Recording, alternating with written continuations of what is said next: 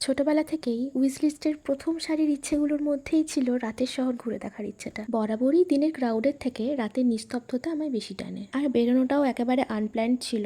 অনেক খোঁজাখুঁজির পর রোড সাইডেই ধাবাটা দেখলাম, তখনও ওপেন আছে।